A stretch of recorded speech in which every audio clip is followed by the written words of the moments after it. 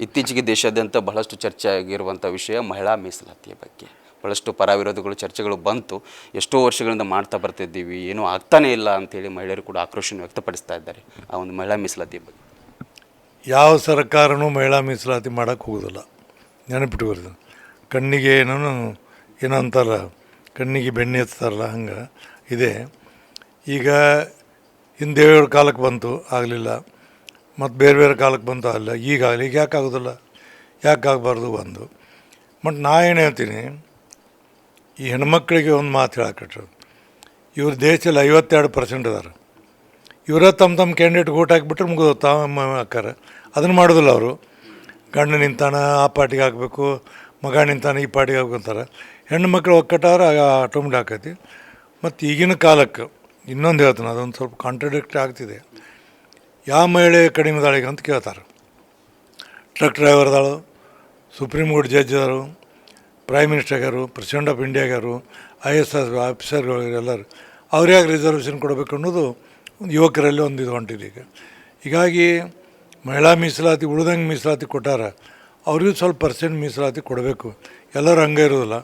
ಕೆಲವ್ರಿಗೇನು ಒಳ್ಳೆಯವ್ರು talent ಇರ್ತೈತಿ, ಅವ್ರಿಗೆ ಮಾಡೋಕ್ಕಾಗೋಲ್ಲ. ಅಂಥವ್ರು ಮೀಸಲಾತಿ ಕೊಡುವಂಥದ್ದು ಸರ್ಕಾರ ಕರ್ತವ್ಯ. ನೋಡು, ನನ್ನ ಅನುಭವ ಪ್ರಕಾರ ಭಾಳ ಸರ್ಕಾರ ಹೇಳ್ಯಾವು.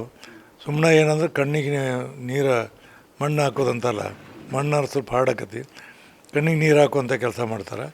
ಯಾರಿಗೂ 90% ಅದನ್ನು ಮಾಡ್ಬೇಕು ಅನ್ನೋದು ಕಳಕಳಿ ಇಲ್ಲ. ಕಳಕಳಿ ಇದ್ರಿಗೆ ಮಾಡ್ತಿದ್ರು. ಇದೇನು ಈಗ ಡಿಲಿಮಿಟೇಷನ್ ಮಾಡಿದರು, ಇದನ್ನ ಯಾಕೆ ಮಾಡಬಾರ್ದು? ಹೌದಲ್ಲ?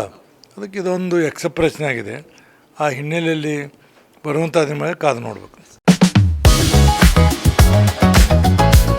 ಗ್ರಾಮೀಣ ಭಾಗದಲ್ಲಿ ಅತ್ಯುತ್ತಮ ಶಿಕ್ಷಣ ನೀಡುತ್ತಿದೆ ಸಾಯಿ ಚೇತನ ಶಾಲೆ ಕಸಬಾ ಜಂಬಗಿ.